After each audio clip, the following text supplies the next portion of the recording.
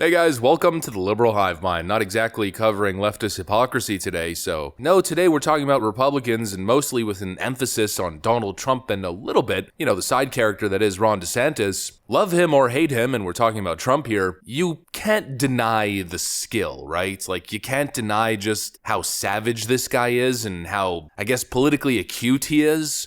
People love to discredit Donald Trump, to say that he's an idiot, to say that he's dumb, but you don't come out of nowhere with no political experience and win the presidency in 2016 if you're dumb or bad at politics. The thing is, people love to criticize Donald Trump as being a poor decision maker. They criticize him over the things that he says or the things that he tweets. Get his phone away, Ben Shapiro says. But I have a different opinion. I think Donald Trump is playing a freaking game and he plays it well. And this is yet again another example of exactly that. As if Ron DeSantis' campaign wasn't in trouble enough, Donald Trump might have just put the final multiple nails in that coffin. He just committed an act of political savagery unlike ever seen before. Well, maybe not. I tend to speak in hyperbole. I mean, the whole Jeb Bush thing was pretty bad in 2016. But anyways, rivaling the whole Jeb Bush thing, this was absolutely savage. Let me show you guys what I mean by that. We got some stuff to get into, so let's roll the tape. All right, folks, so the last update on Ron DeSantis' campaign was again another savage moment, an absolutely brutal letter penned by the Republican Florida Assembly, essentially telling Ron DeSantis that it's game over, drop out of the race and come back home. And ever since that letter, Ron DeSantis has lost, many of his endorsements in the Florida legislature, and from Florida politicians in general, many of them pulling their endorsements from Ron DeSantis and joining the Trump train. Well, many people would probably just let that one go and take it as a win, but that's not what Donald Trump does. No, Donald Trump, the absolute savage that he is, shows up on stage at a Republican event in Florida where Ron DeSantis is speaking, as well as Chris Christie and many others, and brings on all of those former Ron DeSantis endorsers on the stage with him in a show of strength for Donald Trump and total utter embarrassment and humiliation for Ron DeSantis.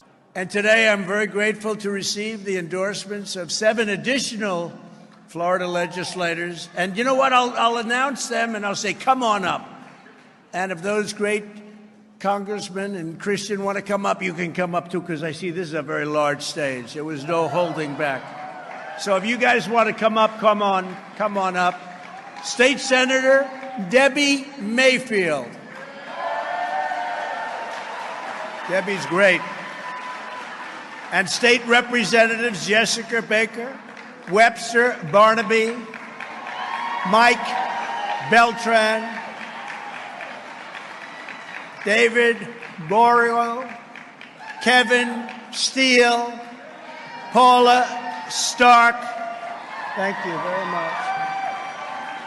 Ileana Garcia and Elena Garcia. What a nice-looking group of people. And also with us, who gave us the endorsement a little while ago, and just 2 great friends. I said, well, we have to bring them up too. Well, not really, sir. They did it before. I said, we're going to bring them up. They were early, and they were great, and they are great. Juan Porras and Randy Fine. Thank you very much. Thank you, fellas. Thank you. Great job. Not present, state senators. Joe Gruters is an incredible man. You know that, right? And he's been with us from the beginning, and he's been right. We would all agree he's been great. And Ana Maria Rodriguez, you know that, great. And she sends her love, and she's on some very important work. And another person who gave us a very big endorsement on Friday, and it got a lot of publicity, because he's an important guy, and he's a very good guy, and he's a U.S. Senator, and it's called Rick Scott, U.S. Senator Rick Scott. He's been a friend of mine for a long time, and he gave us a beautiful endorsement.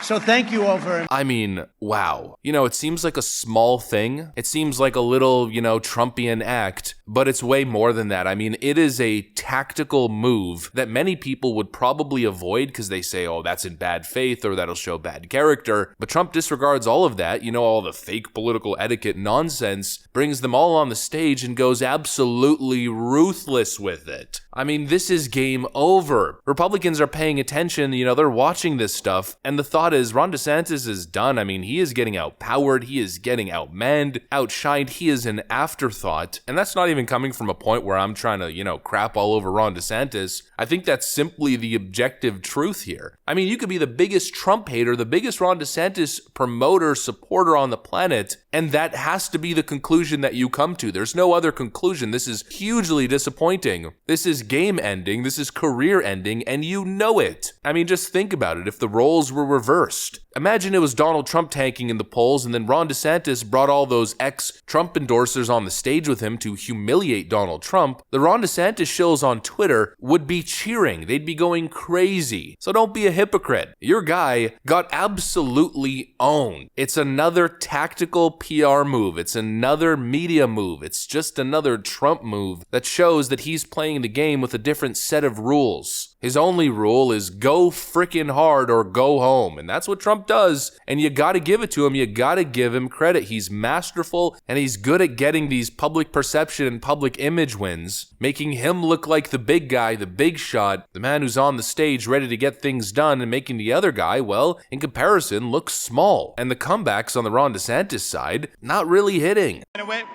Can we get rid of these teleprompters? We have a president. We don't even know who the president is who's ever loading the teleprompter. No, I don't think we need that in Florida. Let's get those done. You got to speak from the heart. It's not about reading off a teleprompter. We are the freest state in all of these United States. The free state of Florida.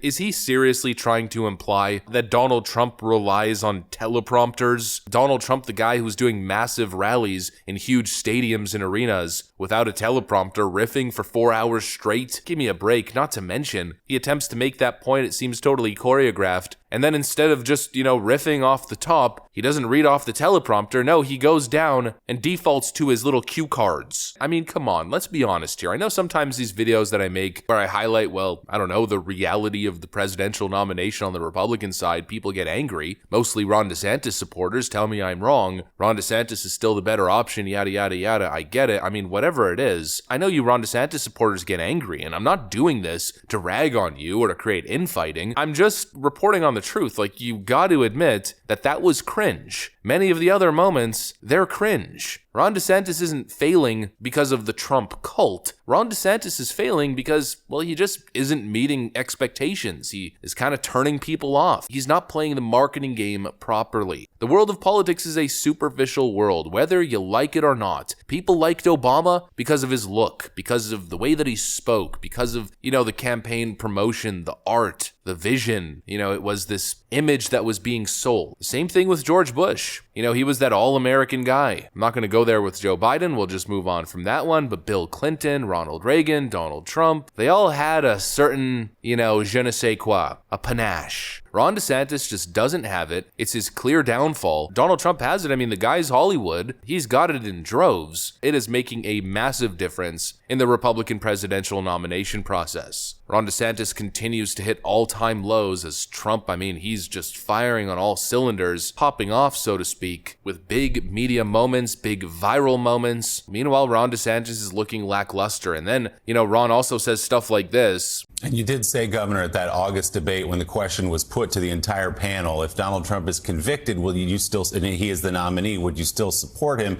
And you raised your hand.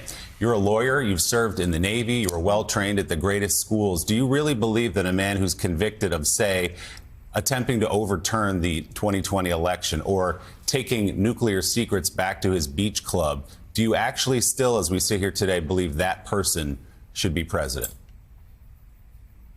So I signed a pledge, Willie, And that pledge is what it is. Now, do I think somebody under those circumstances could get elected president? The answer is no. That will not happen. And so kind of the dynamic is that Trump keeps taking advantage. Trump gets little opportunities in the media. He gets opportunities to collect little wins and he takes them. He walks through the door. And Ron DeSantis keeps tripping over his own shoelaces, shooting himself in the foot, stepping on a rake and a shovel, smacking him in the face. And so he's crashing and burning, just like every other Republican candidate who attempted to challenge Donald Trump back in 2016. It's history repeating itself. Now let's just hope that it works on the general election stage. Anyways, that's pretty much what I got for you guys on this one. A massive viral moment. I think a savage campaign play. You know, a show of strength, a show of dominance. That's my take, that's my analysis, that's my perception. If you enjoyed it, make sure to leave a like and possibly subscribe. Thanks for watching, friends, and I'll see you on the next one.